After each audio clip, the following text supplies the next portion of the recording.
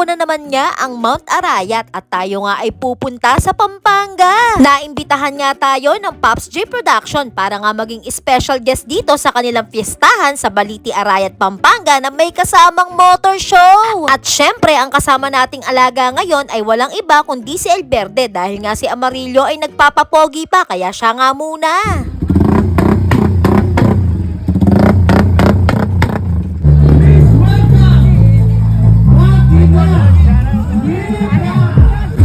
Bigyan mo lang na natin sila dyan para sa ating mag-ina vlog.